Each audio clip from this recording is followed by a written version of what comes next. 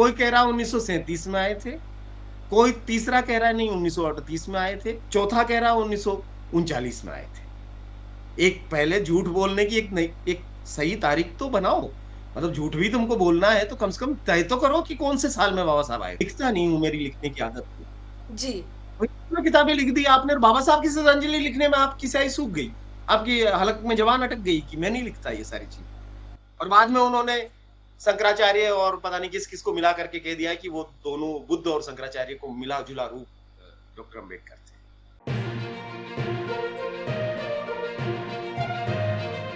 नमस्कार, आप देख रहे हैं क्रांति की आवाज। और हमारे साथ जो मेहमान है वो बहुत ही लंबा एक्सपीरियंस है उनको लाइफ का, लाइफ के साथ साथ समाज जीवन का भी, जिन्होंने बहुत सारे एंगल से अपने लाइफ में काम किए हैं। और जो एक जमाने में संघी भी रहे हैं, फिर जर्नलिस्ट का भी है, टीचर भी है, और मतलब लेखक भी है। उनकी बहुत सारी किताबें भी उन्होंने लिखी है। तो ऐसे मतलब बहुआयामी जो व्यक्तिमत्व है, ऐसे व्यक्तिमत्व जो आप बहुत सारे सोशल मीडिया के प्लेटफॉर्म है उस पे भी जानते हैं, वो नाम से परिचित कराने की कोई ज़रूरत नहीं है। फिर भी आपको बताती हूँ कि आज जो हमारे साथ मेहमान बातचीत करने वाले हैं वो है भंवर मेघवंशी जी। बहुत बहुत स्वागत है सर आपका क्रांति की आवाज़ पर। जी बहुत धन्यवाद आपको। क्रांति की आवाज को बहुत मंगल कामनाएं और थैंक यू वेरी मच। जी। तो मैंने जैसे परिचय में बताया कि बहुआयामी व्यक्तिमत्व है, और आज हम खास विषय पर जो चर्चा करेंगे वो विषय है कि शाखा में आओ फिर आरएसएस समझ में आएगी। तो हमारे समाज में से भंवर जी जो है, मेघवंशी जी, वो शाखा में जा चुके हैं, उनको एक्सपीरियंस है। तो हमारे लोगों को उनका एक्सपीरियंस बहुत काम में आएगा। क्योंकि जब भी मैं ऑर्गेनाइजर है या पांचजन्य है जिस पे मुलाकात हम लोग सुनते हैं, तो वो जितने भी आरएसएस के लोग हैं वो उनके मुंह से हमने यही सुना कि शाखा में आ जाओ फिर आरएसएस क्या है वो समझेगी। तो सबसे पहले मैं ये जानना चाहती हूँ सर, क्या है आरएसएस जी। देखिए मैं वहां से बात शुरू करता हूं जो आपने जो बात कही कि अक्सर ये कहा जाता है कि आरएसएस को समझना है तो शाखा में आए बगैर नहीं समझ सकते, आप बाहर से आरएसएस समझ में नहीं आता है। तो शाखा में आओ वाला जो उनका ये चीज है, मैं सोचता हूँ कि ये बिल्कुल वैसे है कि आप हमारे झांसे में आ जाओ तो फिर आपको समझ में आएगा हमारी बात। अच्छा। ऐसे कैसे संभव है कि कोई भी ऑर्गेनाइजेशन जो एक लोकतांत्रिक देश में काम करता है उसको ये कहना पड़ता है कि आप हमारे मेंबर बनेंगे उसी दिन आप समझ पाएंगे हमको। क्या ये देश में इतना कुछ जो चल रहा है, विभिन्न संगठन चल रहे हैं, विभिन्न समुदाय हैं, विभिन्न प्रकार की चलवल है, तो क्या सब में हमको घुसना है और सब में घुस घुस के देख के ही हम समझ सकते हैं? जी। आप हम मैं भी जर्नलिस्ट रहा हूं और आप जर्नलिस्ट हैं। तो एक जर्नलिस्ट पे ये शर्त लगा दी जाए कि आपको कुछ भी समझना है तो उस आंदोलन का, उस संगठन का, उस पार्टी का हिस्सा बनिए तो आपको समझ में आएगी। ये व्यवहारिक है या मतलब ये एक अपने आप के मतलब सवाल को टालने का एक तरीका है? भाई आपके रंग में रंगने के बाद ही आपको लोग समझेंगे, तो वो फिर आपको कैसे समझेंगे? जी। लोग बाहर से आपको क्यों नहीं समझ सकते हैं? ऐसा क्या गुप्त है जिसको समझने के लिए उसमें आना पड़ता है? जी। अभी अगर आप देखेंगे तो शाखा क्या है, मतलब शाखा कुछ ऐसा ऐसा कुछ स्पेशल रसायन है क्या, या ऐसी कोई विशेष चीज है क्या? 1 घंटे का जो शाखा लगती है पूरे देश में विभिन्न सरकारी जगहों पे, जी। जी। वो कोई आरएसएस की निजी जगह नहीं है कि उन्होंने कुछ खरीद करके कुछ रखा हुआ है। तो सरकार के मतलब जो सार्वजनिक पार्क हैं या खेल के मैदान हैं, इन तमाम जगहों पे आरएसएस अपनी शाखा लगाता है, सुबह लगाता है, शाम में लगाता है, कुछ कुछ जगहों पे रात में लगाता है। जी। इन शाखाओं में अंततः क्या है? 1 घंटा व्यक्ति आते हैं उसमें, मतलब इकट्ठा होते हैं। पहले के 15 मिनट वो लोग थोड़ा एक्सरसाइज करते हैं, अगले 15 मिनट खेलकूद चलता है, फिर अगले 15 मिनट थोड़ा बैठ करके बातचीत करते हैं, हम कौन है, ये देश किसका है, किसकी ये पुण्य भूमि, पितृभूमि, मातृभूमि, धर्म भूमि वगैरह वगैरह। और फिर बाकी के आखिरी जो 15 मिनट है उसमें आप संख्या लेते हैं, वो सारी चीज करते हैं, और अंत में नमस्ते सदा वत्सले की प्रार्थना करके और आप अपने अपने घर को चले हाँ, जाते तो सर वो ये कहते हैं कि हैं। हमारा तो सब यानी ओपन है, सबको दिखता है। तो मैं वही कह रहा हूं कि जी। जब आपका ये सब ओपन है, हाँ। तो फिर उसमें ये कहने की क्या जरूरत पड़ गई कि आपको, आप यहाँ आके ही समझ सकते हैं। या तो आप ट्रांसपेरेंट है या जी। आप सीक्रेट हो। तो जो ट्रांसपेरेंट है वो सबके लिए ट्रांसपेरेंट है, सबको दिखना चाहिए, सबको कहीं से भी समझ में आ जाना चाहिए। वो मैं अगर वो 1 घंटे की शाखा को अगर यूट्यूब पे भी देख लूं तो मुझे जी। समझ में आना चाहिए, या मैं पार्क के एक बेंच पे अलग से बैठ करके देख लूं तो भी समझ में आना चाहिए। जी। तो वो क्या चीज है, वो क्या गोपनीयता है जो वो शाखा में नहीं समझ में आती।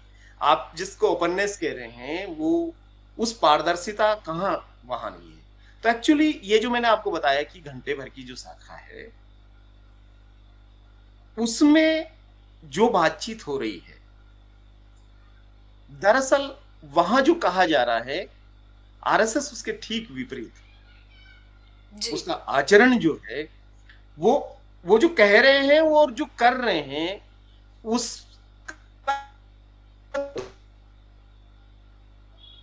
वो जो हिपोक्रेसी है उनकी, वो आरएसएस है, उसके भीतर, उसके बीच में कहीं आरएसएस है।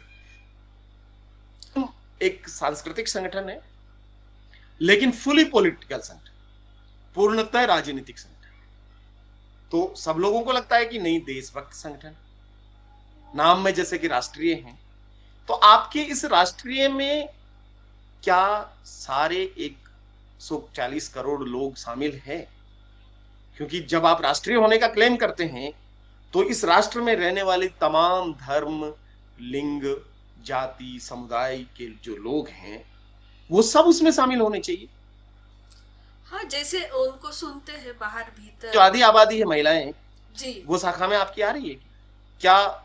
जो मुसलमान और जो बाकी लोग हैं करोड़ों की तादाद में, क्या वो आ रहे हैं शाखा सर में? उनके लिए राष्ट्रीय तो मुस्लिम मंच बनाया है, और महिलाओं के लिए राष्ट्र सेविका संघ है। नहीं, देखिए, जी। आप मर्दों के लिए जब बनाते हैं तो राष्ट्रीय स्वयं सेवक संघ बने, जी। और महिला के लिए बनाते हैं तो राष्ट्र सेविका समिति बनाते हैं। जी। ये सेविका का क्या कंसेप्ट है?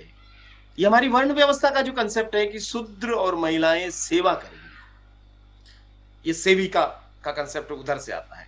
और आप मुस्लिम मंच बनाते हैं, आप दलितों के लिए समरसता मंच बनाते हैं, आदिवासियों के लिए वनवासी आश्रम बनाते हैं। मेन स्ट्रीम जो आरएसएस है उसमें क्यों नहीं उनके लिए जगह बनाते हैं? आपके 6 सरसंघ चालकों में एक दलित बना नहीं, क्या? वो एक कहते हैं आदिवासी बना कि क्या? आप दूर से ऐसा बोलते रहते हो कि क्यों नहीं बनाते, नहीं नहीं, हमारे हम तो इधर दूर से नहीं आइए बोल रहे, तो हम समझेगा सब। नहीं नहीं, पास पास में मैं बैठते आपको हैं। कह रहा जी। हूँ, मैं पास में बैठना अलग चीज है। मैं आपको ये कह रहा हूँ कि मैं तो वहीं था, जी। उसी में से रह के आया हूँ।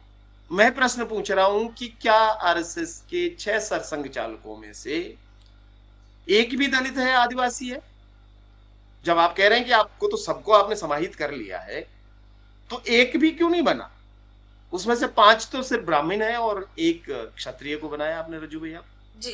तो क्यों नहीं? आप केवल शाखा तक उनको लाएंगे, पास में बिठाएंगे, क्योंकि ये मजबूरी है लोकतंत्र की। आपको अपने, जो आप उनका राजनीतिक बच्चा है भारतीय जनता पार्टी, उसको जिताना पड़ता है ना। तो उसके लिए वोट चाहिए, उसके लिए पिछड़े का वोट चाहिए, उसके लिए दलित का वोट चाहिए, अल्पसंख्यक का वोट चाहिए।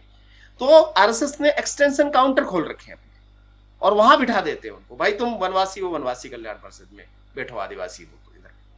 लेकिन उसमें भी एक सवाल है कि जी। वहां जो व्यक्ति बैठा हुआ है, क्या वो उस समुदाय की आवाज है? क्या वनवासी कल्याण परिषद में आदिवासियों की आवाज है क्या? जी। क्या वहां पे बिरसा मुंडा की बात हो रही है क्या? क्या उनकी वो सारी बातें हो रही है? आपने समरसता मंच बनाया क्या? वहां ज्योतिबा फूले और बाबा साहब अम्बेडकर और पेरियार की हम बात कर रहे हैं। सर आपने जो बात कही, उन्होंने कहा बाबा साहब जो है वो खुद मतलब आरएसएस का कहीं पे उन्होंने विरोध लिखा नहीं है। मतलब जैसे वो जी बातचीत करते वो कहते, और उन्होंने आरएसएस के बारे में लिखा है कि वो बहुत डिसिप्लिन, वेल डिसिप्लिन मूवमेंट है, बहुत अच्छा संगठन। ऐसा खुद बाबा साहब ने आरएसएस के बारे में कहा है, और उनके पास लिखित दस्तावेज है। अब कहाँ से लाए मुझे नहीं पता। तो आपको भी ऐसे बताया गया था? जी। देखिए, ये आरएसएस कहता है, जी। आरएसएस का दावा है कि बाबा साहब अम्बेडकर से हमारे शुरू से ही रिश्ते हैं। मानिए कि बाबा साहब अम्बेडकर का कर्म भूमि और आरएसएस की कर्म भूमि दोनों महाराष्ट्र है। जी। और वही समय है, बाबा साहब 1920 के बाद में सक्रिय होते हैं जी। और 24 में बहिष्कृत हितकारिणी सभा बनाते हैं। बाद में उनके सारे मूवमेंट जो हैं, चाहे महाड़ सत्याग्रह हो, कालाराम मंदिर प्रवेश हो या और चीजें हो, वो सारी चीजें उसी समय चल रही है जिस समय आरएसएस 1925 में स्थापित हो गया, और वो भी वही सारी चीजें बढ़ा रहा है। जी। यहाँ तक कि बाबा साहब का जो अंतिम सबसे बड़ा सार्वजनिक आयोजन है धम्म दीक्षा का नागपुर, वो जी। उन्हीं के मुख्यालय वाली जगह में है।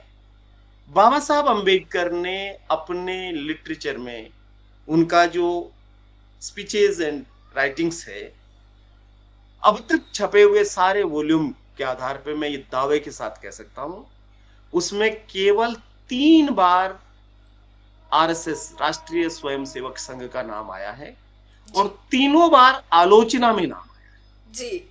बाबा साहब अम्बेडकर ये जो कह रहे हैं कि बाबा साहब अम्बेडकर कराड़े शाखा में आए थे, जी। सतारा जिले में, जी। इनका दावा है कि बाबा साहब अम्बेडकर पुणे के पास इनका जो ऑफिसर्स ट्रेनिंग होता है ओटीसी, उस शिविर में आए थे। पहली बात तो इनके दावे बड़े विचित्र हैं। जी। कोई कह रहा है कि 1935 में आए थे, जी। कोई कह रहा है 1937 में आए थे, कोई तीसरा कह रहा है नहीं 1938 में आए थे, चौथा कह रहा है 1939 में आए थे। एक पहले झूठ बोलने की एक सही तारीख तो बनाओ। मतलब झूठ भी तुमको बोलना है तो कम से कम तय तो करो कि कौन से साल में बाबा साहब आए थे और कौन सी जगह में आए थे। जैसे देखिए बाबा मैं साहब अम्बेडकर, आरएसएस को सुनती हूँ सर, वो कहते हैं कि हमें 1000 साल का हिस्ट्री देखना है, 1000 साल का। जैसे हम ये कहते हैं कि हम 2500 साल पहले का हिस्ट्री देखो, 3000 साल पहले का हिस्ट्री देखो, 5000 साल। पर जितनी भी बार मैंने ऑर्गेनाइज और पांचजन्य में जितने भी लोग बात करते हुए देखे, उन्होंने बार बार इसी बात का जिक्र किया कि 1000 साल का इतिहास हमको देखना चाहिए। तो ये जो है वो सिर्फ उन्हीं उसी हिस्ट्री पे बात करते, या तो वो खुद बनाते, ऐसा कुछ है। मैं जो बात कर रहा था कि जैसे बाबा साहब को लेकर के जो भी उनके दावे हैं वो उनके बनाए हुए दावे, जी। कि बाबा साहब ने आरएसएस की प्रशंसा की, बाबा साहब हिंदू राष्ट्र के समर्थक थे, बाबा साहब भगवा ध्वज के राष्ट्र ध्वज बनाना चाहते थे, संस्कृत को राष्ट्रभाषा बनाना चाहते थे, उन्होंने सावरकर को गांधी की हत्या से बचाया, दत्तोपंत ठेंगड़ी जो है उनके इलेक्शन एजेंट थे। जी। जी। जी। ये सब बातें जो है ये बाबा साहब के साहित्य में नहीं है। जी। बाबा साहब ने खुद ने जो लिखा उसमें नहीं है, बहिष्कृत भारत में नहीं है, जनता में नहीं है, और न ही बाबा साहब की और जीवनी उनकी लिखने वाले बायोग्राफी लोगों में भी नहीं है, लिखे। जिन्होंने लिखा उनकी बायोग्राफी में भी मैं नहीं सोचता है। हूं कि बसंत मून से लगा करके जी। रिसेंट जिन लोगों ने लिखा उनमें से कहीं पे भी नहीं है। सबसे प्रमाणिक जीवनी अगर हम मानते हैं तो भगवान राम चांगदेव खैरमोड़े साहब की जी। जी। जीवनी को हम मानते हैं, उसमें जिक्र नहीं है। डॉक्टर विमल कीर्ति जी ने बाबा साहब ने ये कहा करके ये पूरे 5 वॉल्यूम डाले हैं, उसमें कहीं पे भी ये जिक्र नहीं है कि वो किसी शाखा में गए थे या उन्होंने आरएसएस को ये प्रेज किया या सब चीजें की। हाँ, उसमें ये जरूर है कि बाबा साहब अम्बेडकर ने शेड्यूल कास्ट फेडरेशन का जब इलेक्शन मैनिफेस्टो जारी किया तो उसमें साफ तौर पे ये लिखा 1952 में, और ये दस्तावेज है, जी। उसमें वो लिखा गया कि हिंदू महासभा और राष्ट्रीय स्वयंसेवक संघ जैसे सांप्रदायिक संगठनों के साथ हम कोई समझौता नहीं करेंगे। जी जी बाबा साहब उनको सांप्रदायिक संगठन कह रहे हैं। बाबा साहब ने कभी इनको कोई तवज्जो नहीं दी। बाबा साहब अगर इनके यहाँ जाते तो आप सोचिए कि बाबा साहब का उस समय कितना बड़ा कद था। जी वो तो राष्ट्रीय व्यक्तित्व थे, अंतरराष्ट्रीय व्यक्तित्व थे। वो सरकारों के साथ वो कर रहे थे। 1937 के इलेक्शन को जीत करके वो तो असेंबली के मेंबर थे। जी अगर वो उस समय किसी भी जगह के दौरे पे जाते तो बाकायदा उनका दौरा बनता, वो जी सारी चीजें उनकी लिखी जाती, संबंधित अखबार छापते वहां के। न कोई अखबार छाप रहा है, ना बाबा साहब का साहित्य कह रहा है, ना बाबा साहब के खुद के अखबार कह रहे हैं, ना बाबा साहब के जीवनी कार्य, जी। और उस दिन का आरएसएस के पूरा लोग कह रहे हैं। शेड्यूल और कब कह उनका रहे हैं? उनका बाबा अवेलेबल साहब है, के उनका बाबा साहब शेड्यूल के अवेलेबल है उनका। बाबा यस साहब का यस पूरा सब शेड्यूल कुछ अवेलेबल। अवेलेबल है कि 5 मिनट कहाँ पे रुके, चाय कहाँ पे पी, कैसा सफर किया, गाड़ी यस कहाँ पे, ये सारा शेड्यूल अवेलेबल होते। वही मैं पूछ रही हूँ कि या तो वो 1000 साल का होते हुए हिस्ट्री भी बोलते हैं, या तो फिर वो कहीं पे भी कोई भी ईसवी सन डाल देते सर। ऐसा मैंने बहुत बार, मतलब अमित शाह तो वहीं से पढ़े हुए हैं। तो अमित शाह के जितने भी हिस्टोरिकल मतलब जो भी आंकड़े उनके आए, हमेशा वो कहीं ना कहीं, मतलब उनका आंकड़ा किसी भी इसमें फिट नहीं बैठता। 100 साल 200 साल आगे पीछे होता है। देखिए जी देखिए उनका वो जो पूरा मैथोलॉजिकल उनका जो थॉट प्रोसेस है, जी मिथकों में, और वो स्टोरी टेलिंग में मास्टर लोग। जी कुछ ही स्टोरी कहीं की बना सकते हैं, और कभी कभी वो ऐसी स्टोरी बताते हैं जिसमें 200-300 साल का अंतर होता है। जी एक किरदार 300 साल पहले होता है और दूसरा किरदार 300 साल बाद पैदा होता है, लेकिन उन दोनों के मिलन और आपसी बातचीत की कहानी वो उनके बड़े बड़े नेता मंचों पर कहते हैं। तो क्या है कि ये देश सत्यनारायण भगवान की कथा सुनने वाला देश है। यहाँ कुछ भी मानते हैं लोग, इसलिए इनकी स्टोरी चल रही है। मेरी बहुत जल्दी ये किताब आ रही है, डॉक्टर अंबेडकर और आरएसएस। जी मैंने इन जी तमाम दावों पर तथ्यात्मक रूप से कहा है कि उन्होंने बाबा साहब के प्रति क्या कहा। बाबा साहब के खिलाफ रहे वो पूरे समय। आप सोचिए, हेडगेवार ने साइमन कमीशन के विरोध में सभाएं की, जी बाबा साहब मनुस्मृति जलाई, आरएसएस ने के पक्ष में आवाज उठाई।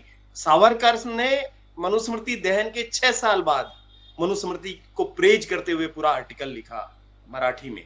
और उसके बाद भी आप देखेंगे कि संविधान निर्माण के दरमियान बाबा साहब का कितना आलोचना इन्होंने की। हिंदू कोड बिल के टाइम में स्वामी करपात्री को आगे करके बाबा साहब का पुतला जलाने से लगा करके धमकियां लगाने, और रामलीला मैदान में 50,000 लोगों की बड़ी रैली करने का काम इन्होंने बाबा साहब के खिलाफ किया। यहाँ तक कि बाबा साहब को श्रद्धांजलि नहीं दी इन लोगों ने। जी। आप नहीं, अभी पर कह रहे हैं कि अभी बाबा साहब, अभी वो कहते हैं सर कि मतलब जैसे सुबह जो शाखा लगती है या जो भी शाम में, तो परम वंदनीय है। अभी पूरे महापुरुष हम उनको वंदन करते, प्रातः स्मरणीय है उनकी भाषा में।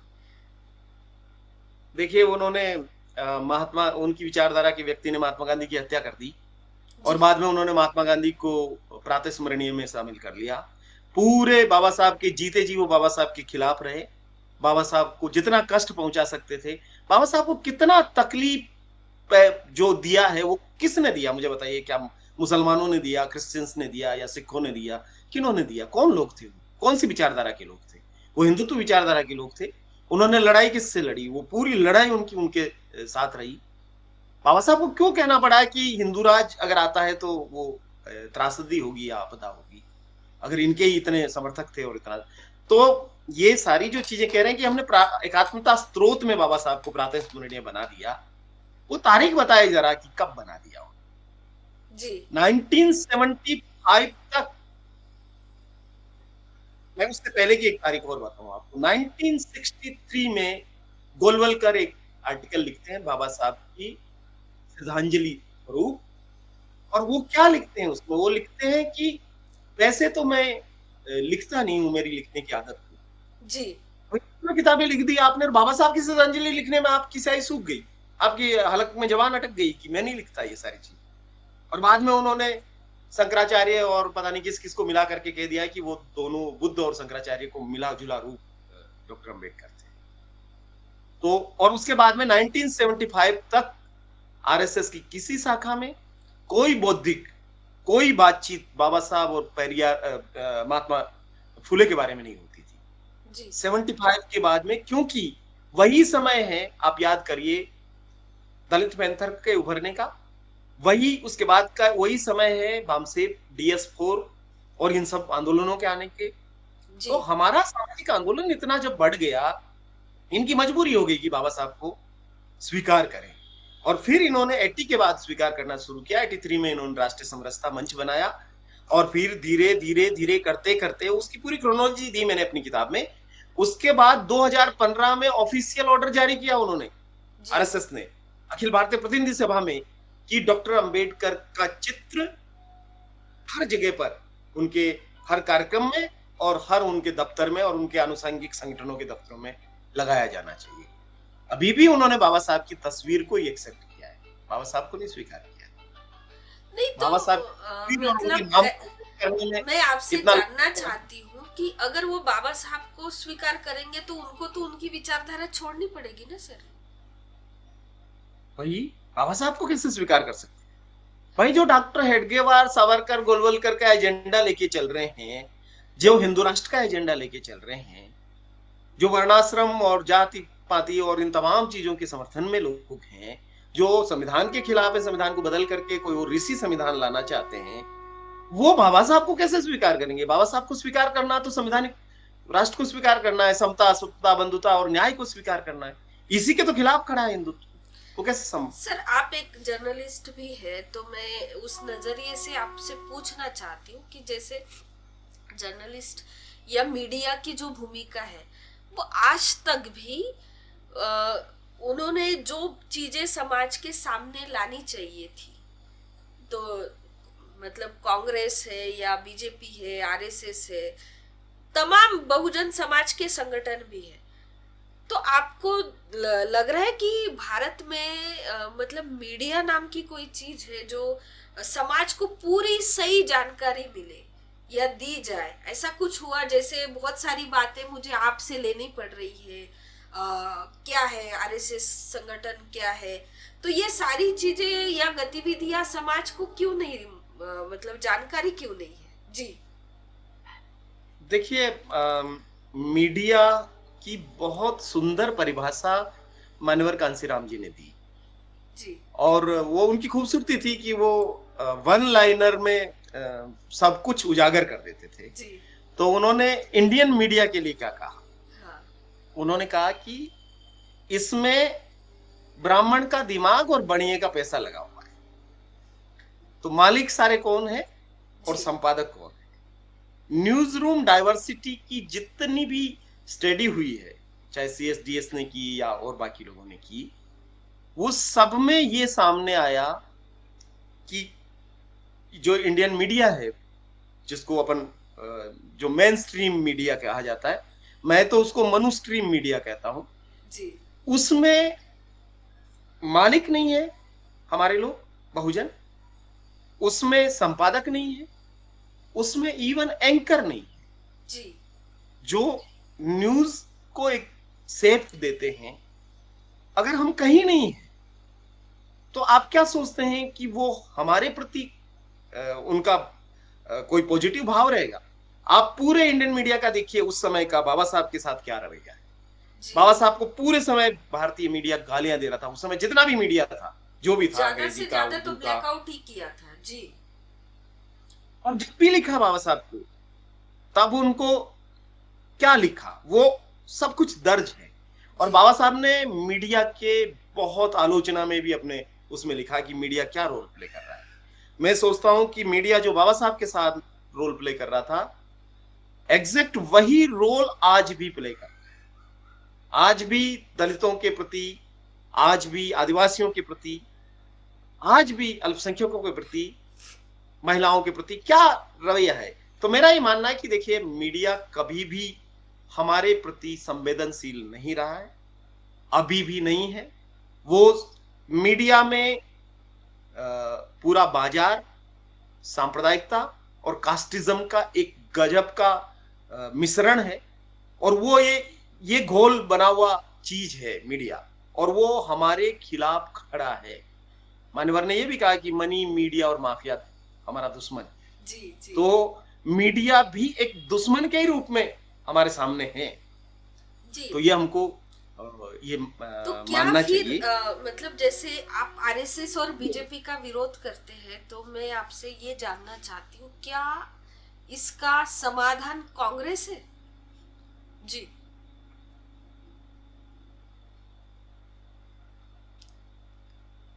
हम अपने समाज, देखिए कोई भी समाज की सामाजिक आंदोलन जी की मजबूती ही मुक्ति का रास्ता है। राजनीतिक आंदोलन जो है वो सामाजिक आंदोलन का एक बाय प्रोडक्ट है। जी जैसे आरएसएस सवर्ण हिंदुओं का सामाजिक आंदोलन है, उसका राजनीतिक बाय प्रोडक्ट जो है वो जनसंघ और अब भाजपा है। जी।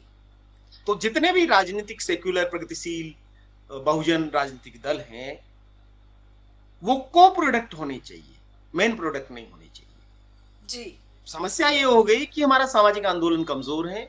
हम हमारी सामाजिक आर्थिक समस्याओं का निराकरण राजनीतिक आंदोलन में देख रहे हैं। हम कभी इधर देख रहे हैं, कभी उधर देख रहे हैं, कभी हम अपने से ठगे जाते हैं, कभी दूसरों से ठगे जाते हैं। तो मेरा ये मानना है कि हमारा सामाजिक आंदोलन जितना मजबूत होगा, उसके बाद हमारी बहुजन पार्टियां मजबूत हो। अगर वो नहीं अवेलेबल है तो बाकी के जो सेक्युलर दल है वो विकल्प के रूप में हो। कोई एक दल, कोई एक विचार हमारी मुक्ति का रास्ता नहीं ला सकता है। हमें अपनी मुक्ति के लिए तो अपने ही रास्ते चुनने होंगे। और मुझे लगता है कि वो बाबा साहब और हमारे जो बहुजन महानायक और महानायिकाएं हैं, उन्होंने पूरा रोड मैप हमको दिया है। जी। हमें अभी कोई इधर उधर विकल्प तलाशने की जरूरत नहीं है। अगर हम अपना ही जो कुछ बना हुआ है उसी को देख लें कि बाबा साहब ने क्या किया, नहीं, बाबा मैंने साहब का क्या आपसे तरीका रहा। इसीलिए ये सवाल पूछा क्योंकि हमारा जो एक पढ़ा लिखा जो वर्ग है, जो तबका है, जी वो समाज को, क्योंकि जब वो पढ़ा लिखा तबका बात रखता है समाज के सामने तो उसका परिणाम भी होता है। तो वो हमारे समाज को गाइडलाइन करता है, वो हमारे समाज का मेंटोर होता है। तो वो उंगली निर्देश अगर कांग्रेस के तरफ करेगा तो क्या ये समाज के मुक्ति का पथ हो सकता है क्या? इसीलिए मैंने आपसे वो सवाल पूछा। जी जी। क्या हो रहा है, हम पिछले 15-20 सालों का अगर राजनीति का विश्लेषण करें तो हमने जिस बहुजन राजनीति के विचार और भाषा के साथ हम आगे बढ़े, जी अगर हमारे बहुजन दल उस भाषा को बदल करके सर्वजन दल बन करके और ब्राह्मणिकल वैदिक पूरी उस भाषा में आ जाएंगे, तो फिर उस भाषा को जो लोग इस्तेमाल करेंगे, लोग उसकी तरफ नहीं जाएंगे क्या? अगर कम्युनिस्ट करेंगे तो लोग उधर जाएंगे, कांग्रेस करेगी तो उधर जाएगी। आज सामाजिक न्याय की बात जिनको करनी चाहिए कांग्रेस कर रही है, राहुल गांधी कर रहे हैं, और संविधान बचाने की हाथ में लेकर के, तो लोग जाएंगे। आप अंगुली निर्देश ना भी करें तब भी लोग जाएंगे। अभी आपने 2024 का वोट पैटर्न देखा होगा ना, उत्तर प्रदेश जैसे राज्य में भी वहां के अनुसूचित जाति समाज ने किसको वोट किया और क्यों किया, वो क्यों जा रहा है कांग्रेस के।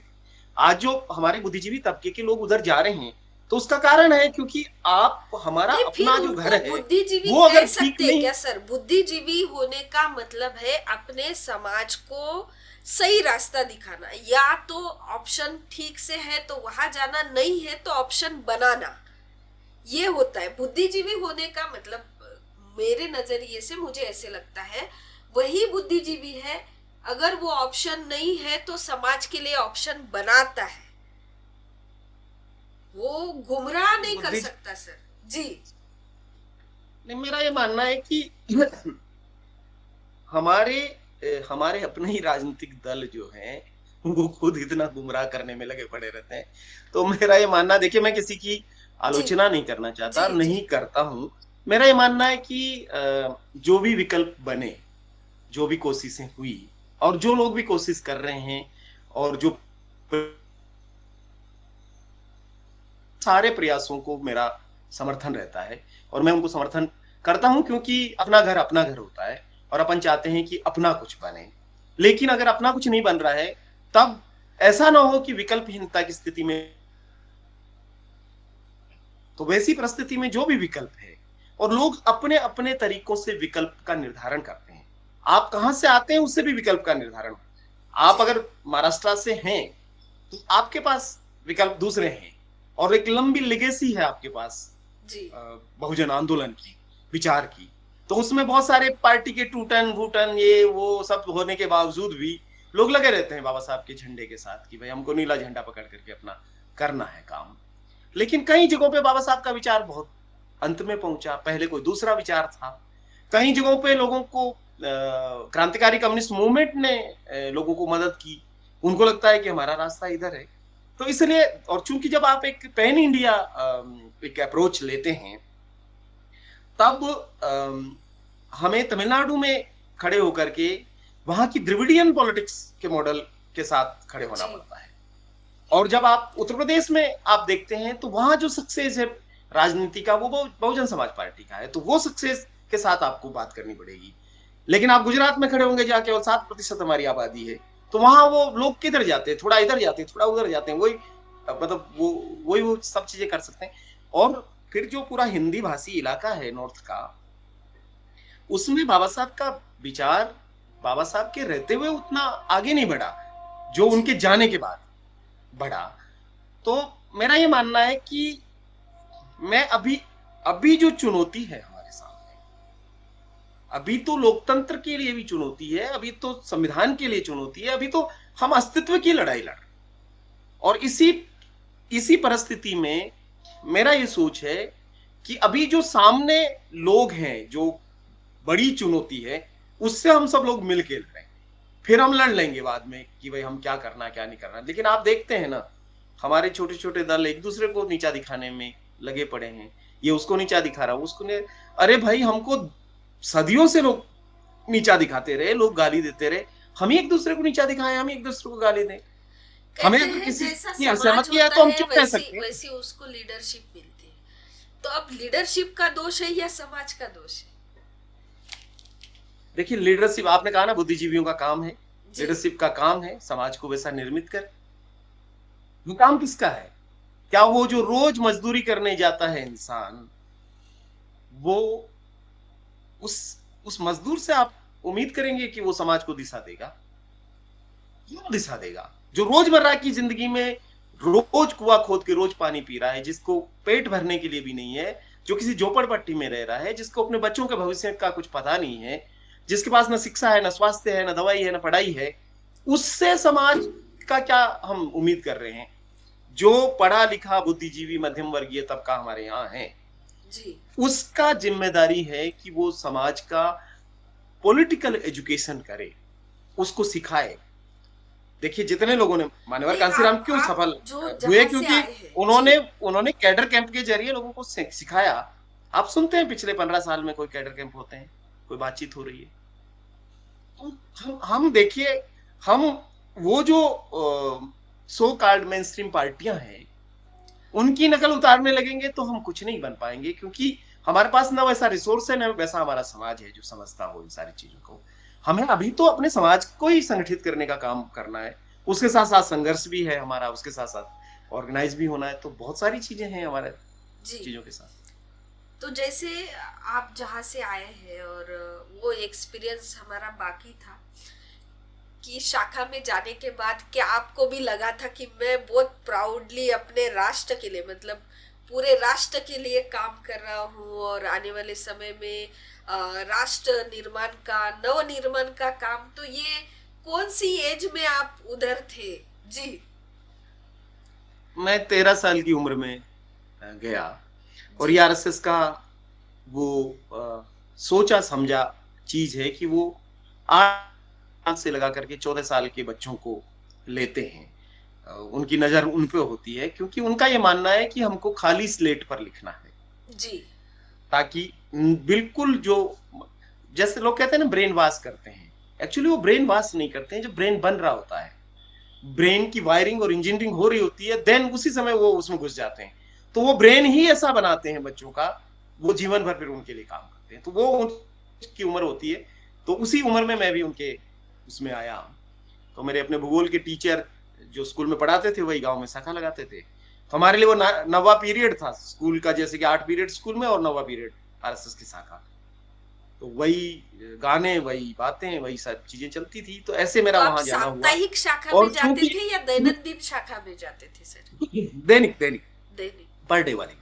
और ओके। फिर जब जब आप 13 साल की उम्र में हैं और आपको ये कहा जाए कि ये जो संगठन है, संघ है, ये ईश्वरीय काम है और इस ईश्वरीय काम के लिए आपको चुना गया है, अच्छा।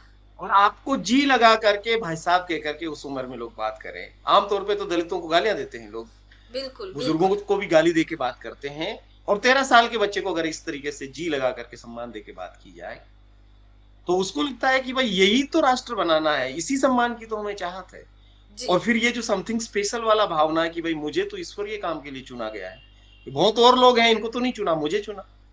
इस भावना के साथ उसमें घुसे हम। नहीं, तो मैं तो मैं आपसे मुख्य जानना शिक्षक चाहती रहा। हूँ सर, आपको कैसा लगा? आप क्या फील कर रहे थे? मतलब अभी का फीलिंग अलग है, लेकिन तब आप जब आपको ऐसा मतलब मेघवंशी जी लगा के बोला गया कि आ जाओ, बैठिए, उठिए, तो आप क्या फील कर रहे थे? निश्चित रूप से अच्छा, इसीलिए मैं वहां रुके रहा, जी इसीलिए अगले और सालों तक उनके साथ रहा, क्योंकि वो जो एक गरिमा की, एक सम्मान की, जो उस चाहत का कहीं न कहीं वहां पूर्ति हो रहा था। और जी वहां जो बातें हो रही थी, वैसी बातें कहीं और नहीं हो रही थी। वहां जो पढ़ने को मिल रहा था, वैसा कोई साहित्य और कोई तो पढ़ने को नहीं मिल रहा था। तो मुझे तो वहां रहते हुए सब कुछ, जो कुछ वहां कहा जा रहा था, मैंने 13 साल की उम्र में पांचजन्य पढ़ना शुरू किया, साप्ताहिक वाला पांचजन्य जो अखबार की उसमें आता था, जी आजकल जी तो किताब की तरह आता है। जी तो उस जमाने में मैंने 7वीं क्लास में पांचजन्य पढ़ना शुरू किया। और जब तक मैं वहां रहा तब तक मैंने उनका बहुत सारा साहित्य पढ़ा, तो मुझे तो बहुत ही अच्छा लगता था कि भाई इतना, इससे बढ़िया क्या हो सकता है। और मैं चाहता था कि फुल टाइम वर्कर बनूं, मैं प्रचारक बनना चाहता था। और मैंने जी उसके लिए कोशिश किया प्रचारक बनने की, हालांकि वो फिर उन्होंने मुझे नहीं बनने दिया, मना कर दिया। लेकिन वो बनना चाहता था। फिर मैं, क्योंकि उसी समय ये बाबरी मस्जिद राम जन्मभूमि का भी चला, जी 86 87 में वही आंदोलन चला, तब मैं उसमें था। तो 1990 की कार सेवा में गया मैं, 10 दिन जेल में रहा आगरा में। और मतलब तो बहुत बड़ा अब काम वो, कर दिया है जब आप हाँ उस समय। ऐसा लगता था कि देश की दूसरी आजादी की लड़ाई लड़ रहे हैं। जी और इतना भयंकर वाला नफरत मुस्लिम्स के और क्रिश्चियंस और इन सबके खिलाफ मन में था, कि यही लोग हैं जिन्होंने हमारा भगवान राम का मंदिर तोड़ दिया, यही लोग हैं जो देश को बांट दिया, यही लोगों ने सब बर्बाद कर दिया। तो वो सब चीजें मन में एकदम वो भरी जा ये रही जो थी, और उन्होंने वो अंदर ऐसे तक भरी। सिखाया कि वसुधैव कुटुंबकम और ये कर रहे, तो आपको कभी भी ऐसे कुछ मतलब उसी समय कुछ क्लिक हुआ सर? जी देखिए क्या हुआ कि मैं गांव की शाखा से शुरू किया मैंने, और आगे पढ़ने के लिए जब आया तो शहर की शाखा मैंने ज्वाइन किया। और ये होता है कि आरएसएस का स्वयंसेवक कहीं भी जाता है, तो जैसे कोई कर्मचारी ट्रांसफर होकर के और अगली जगह जाकर के और वहां पर ज्वाइनिंग करता है, ऐसे ही एक जगह से दूसरी जगह पे जाने के बाद वहां की शाखा की ज्वाइनिंग जैसा होता है कि भाई यहाँ ढूंढो कि किधर शाखा लगती है और फिर शाखा में जाना शुरू। जी लेकिन मैं अंबेडकर आवासीय विद्यालय, आवासीय हॉस्टल में वहां छात्रावास में रहने लगा। और मैं एकमात्र बच्चा था जो हाफ पैंट पहन करके, टोपी लगा के, लाठी लेकर के और निकलता था। जी अब आप सोचिए कि ये अंबेडकर आवासीय छात्रावास में अगर कोई ऐसे निकलेगा तो उसका क्या हाल होगा। जी तो मेरे अलावा कोई नहीं जाता था, बाकी तमाम लोग मजाक उड़ाते थे। लेकिन अंदर बैठा हुआ था, हाँ ये तो मजाक उड़ाएंगे, ये तो समझते क्या है, अपन तो ईश्वरीय काम के लिए जा रहे हैं ना, ईश्वर जी ने अपने जी को चुन जी रखा है, राष्ट्र के लिए बिल्कुल। काम कर रहे हैं, देशभक्ति, भारत माता, ये सब। तो मैं जाता था। 3 महीने के बाद एक बार एक प्रचारक जी मेरे छात्रावास के कमरे में आए, और उन्होंने वहां पे देखा कि क्या माहौल है, और उन्होंने मुझे दूसरे दिन कहा कि यहाँ रहने से विचारधारा भ्रष्ट हो जाएगी। जी। तो वो मुझे ले गए आरएसएस के जिला कार्यालय पे, और फिर मैं जिला कार्यालय पे रहा वहां आगे के दिनों में। अच्छा, कार सेवा में गया तब भी मैं अंबेडकर उधर ही। छात्रावास से अगर आप वहां पे रहेंगे तो विचारधारा भ्रष्ट हो जाएगी। जी। जी जी बिल्कुल। तो आप समझ सकते हैं कि मैं तो नहीं समझ पा रहा था, जी। मुझे तो मालूम भी नहीं था, क्योंकि मैंने बाबा साहब को तब तक पढ़ा ही नहीं। जी। सच मायने में तो ये है। बस वो अम्बेडकर आवासीय वो था, छात्रावास का नाम था, तो वो इसलिए, और वहां बाबा साहब की एक तस्वीर थी। और तब वहां गए, तब थोड़ा बहुत वहां लोग ये मनाते थे, तो वो थोड़ी बात होती थी, लेकिन बाबा साहब का कुछ साहित्य वाहित्य तो हमने पढ़ा नहीं। जी। और ये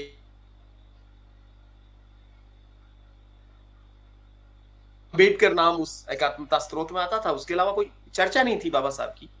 तो उनकी जो विचारधारा है वो तो निश्चित रूप से यहाँ भ्रष्ट हो सकती थी, वो समझते थे इस बात को, मैं तो नहीं समझता था।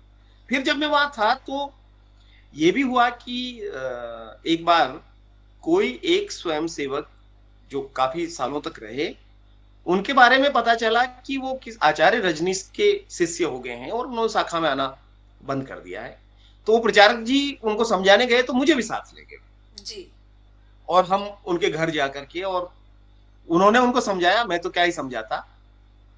लेकिन वो सज्जन वापस लौटते वक्त उन्होंने प्रचारक जी को दे दिया ओशो टाइम्स।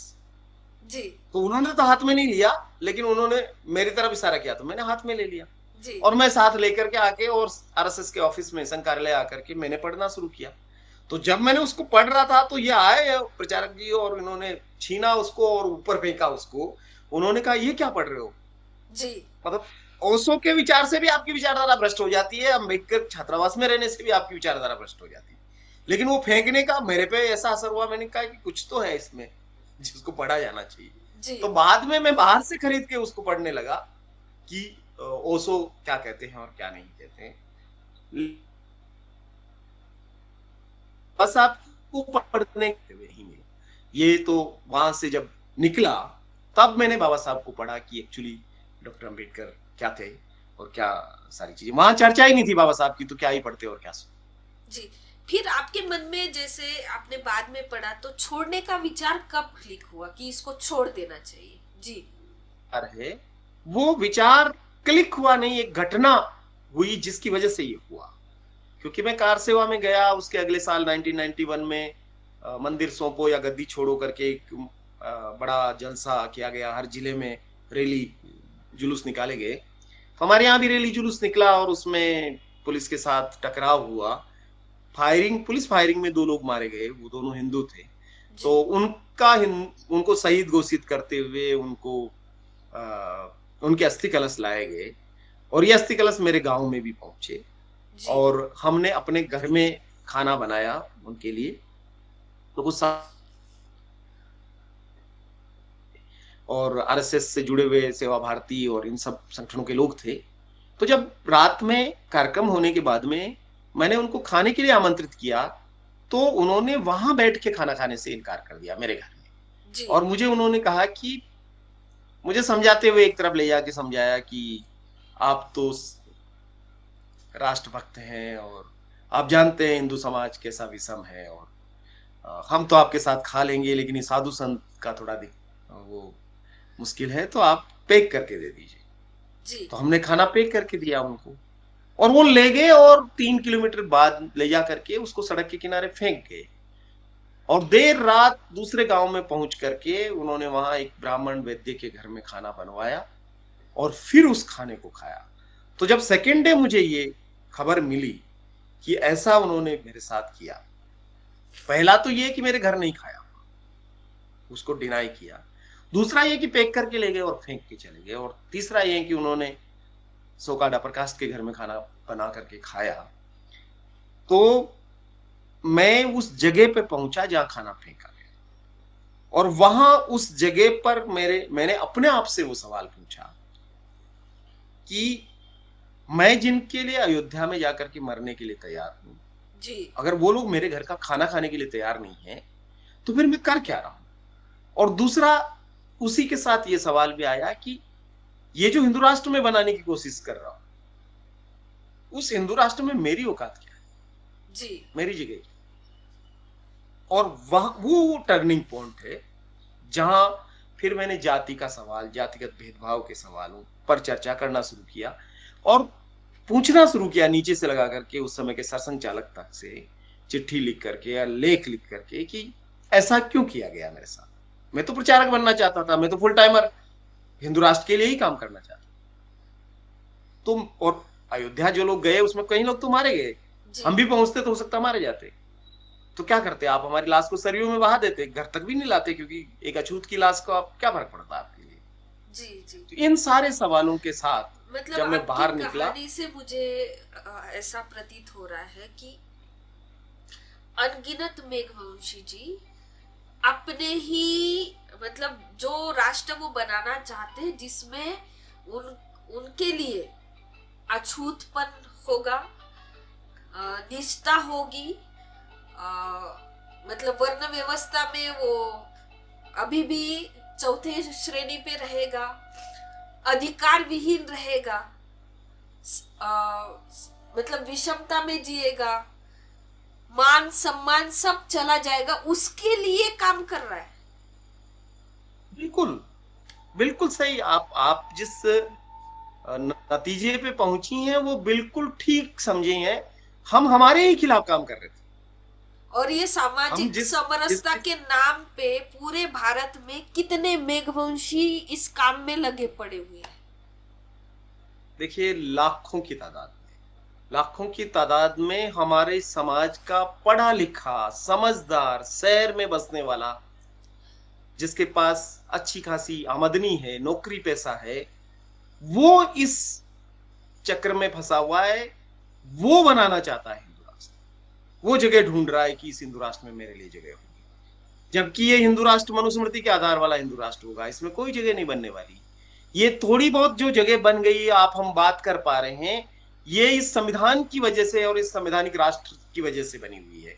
जी जिस दिन ये गया हमारे हाथ से, उस दिन जो आने वाला है उसमें हमारी कोई औकात नहीं होने वाली। और हमको दिखाई दे रहा है, ये इन सालों में हम देख रहे हैं कि आदिवासी आवाज उठाएगा तो नक्सली है, दलित भीम कोरेगांव में जाके बात करेगा तो उसका क्या हाल वो करते हैं। तो ये जो सब कुछ चीजें चल रही है और हमारे रास्ते बंद होते जा रहे हैं, शिक्षा में बंद होते जा रहे हैं, इतनी बड़ी यूनिवर्सिटीज में स्कॉलरशिप, सब कुछ तो हमारे हाथ से जा रहा है। ये सब होते हुए भी हम नहीं समझ पा नहीं, रहे हैं और देखिए हम उन्होंने उसी हाथों को उन्होंने बंद। जो है जैसे आरएसएस ने सभी को जोड़ा है। उसी वो ही आदमी अपने खुद खिलाफ काम कर रहा है, उसको पता भी नहीं चल रहा है। जैसे आदिवासी के लिए वनवासी कल्याण आश्रम बनाया, एससी एसटी के लिए समझ जाइए सामाजिक समरसता मंच है, नौजवानों के लिए बजरंग दल है, विद्यार्थियों के लिए एबीवीपी है। सारे संगठन अपने ही खिलाफ, मतलब जो एससी एसटी ओबीसी के लोग होंगे वो अपने ही खिलाफ काम करने के लिए उन्होंने पूरा ढांचा तैयार किया है। और बहुजन जी संगठन जो है सिर्फ ये सोचते हैं कि राजनीति से हराएंगे या समाज नीति से, मतलब सिर्फ सामाजिक काम करने से हराएंगे या कल्चरल मूवमेंट चला के हराएंगे। तो ये पूरा मिक्सचर है आरएसएस। तो इसको हराने के लिए उसके पैरेलल काम होना चाहिए या नहीं? जी देखिए, उनके हजार चेहरे हैं। जी अभी तो आरएसएस ये कहता है कि हमारे 32 हमारे से एफिलेटेड ऑर्गेनाइजेशन है, जिसको वो संघ समन्वय परिवार के संघ समन्वय कहता है। जी लेकिन आरएसएस से जुड़े हुए करीब 3000 संगठन, पंजीकृत ऑर्गेनाइजेशन काम कर रहे हैं, जिनको भारी मात्रा में फॉरेन फंडिंग जी मिल रही है। जो इंडियन डायस्पोरा है, हिंदू जी डायस्पोरा है, वो उनको फंडिंग कर रहा है। तो वो तो हर जगह पे काम कर रहे हैं, यहां तक कि जिन खिलाफ उनका काम है उनके बीच में भी जाकर के वो काम कर रहे हैं। जी। हमारा क्या स्थिति है? हम ने जो पकड़ लिया तो जैसे हम वो ही पकड़े रहते हैं। जी इस पे अभी देखिए, मतलब बहुत जैसे ज्यादा हम क्या समय करते हैं हम कि लोग बातचीत नहीं कर सकते, फिर भी मैं ये कहती हूँ ये बढ़ने के लिए सबसे ज्यादा जो गवर्नमेंट भारत में रही है कांग्रेस ही रही है। और जब ये दावा कर रही है कि ये एनजीओ है, और ये सारी गतिविधियां कांग्रेस के नाक के नीचे रहकर कर रही है। उन्होंने 2-3 बार बैन किया भी होगा। अभी उनका जो आरएसएस का बिल्डिंग बना, 12-12 मंजिली बिल्डिंग बना, तो आरएसएस के नाम पे तो वो अभी भी पूरा खर्चा पानी नहीं दिया है। वो दूसरे ही मतलब ट्रस्ट बना के उन्होंने किया है। तो ये सारा काम कांग्रेस के आग के नीचे हो रहा है, और हमारा जो कुछ वर्ग है वो ये कह रहा है कि अभी हमारे पास ये ऑप्शन है। तो क्या मतलब कांग्रेस उसको बढ़ाना चाहती है? कांग्रेस हमारी हितैषी है, या समाज में हमारे बुद्धिजीवी वर्ग ने इन दोनों से ऊपर उठ के, क्योंकि काशीराम जी का मूवमेंट चला, ठीक है, नहीं चल रहा है तो अपने हाथ में लेने की कोशिश करते और इस सब को रोकने की कोशिश करते, तो हम कहते कि हमारे समाज में बुद्धिजीवी है। अभी लगता है हमारे समाज में बुद्धिजीवी है जी। नहीं, मैं दो चीजें आपको स्पष्ट करना चाहता हूँ। पहली बात तो आपकी लड़ाई किससे है जी? हमारे समाज के बुद्धिजीवियों से है जी। इस समय आपकी लड़ाई कम्युनिस्टों से है, आपकी लड़ाई कांग्रेस से है, या जो सामने आज दिख रहा है और जो हमको सबसे बड़ी चुनौती के रूप में है, उससे सबको मिलके लड़ना है। पीछे क्या हो गया, कितनी गलतियां हो गई, वो सब चीजें तो इतिहास का हिस्सा है। पूना पैक्ट से लगा के बाबा साहब ने जो लिखा, गांधी और कांग्रेस ने दलितों के लिए क्या, अछूतों के लिए क्या किया, वो सब चीजें बाद की बातें, सब कुछ चीजें हैं, वो इतिहास है और वो तथ्य हैं। तथ्यों के साथ मैं और आप दोनों ही कोई घालमेल नहीं कर सकते, छेड़छाड़ नहीं कर सकते। फैक्ट फैक्ट है, सच सच है। मेरा सवाल ये है कि लड़ाई किससे है? हमारी लड़ाई प्रोफेसर रतनलाल से, रविकांत से है, लड़ाई राहुल गांधी से है, लड़ाई कम्युनिस्ट लीडरशिप से है। प्रॉब्लम क्या चल रहा है कि इस समय जिनसे लड़ना है उस समय नहीं लड़ रहे। जिनसे उनसे लड़ना था एक वक्त, उस समय हम उनसे नहीं लड़ रहे थे। अभी जिनसे लड़ना है उनसे नहीं लड़ रहे। 20 साल बाद हम आरएसएस से लड़ना शुरू, तब हमारे सामने चुनौती किसी और की होगी। मेरा ये मानना है कि नई चुनौतियों के पुराने हल नहीं हो सकते। पीछे क्या हो गया उसका आकलन आज करने बैठेंगे। अभी तो ये देखना है कि दुश्मन और दोस्त आज कौन है, उसकी शिनाख्त करनी। आज अगर सतीश मिश्रा हमारे दोस्त है तो मैं गले मिलने के लिए तैयार हूं उनके साथ, कोई प्रॉब्लम नहीं।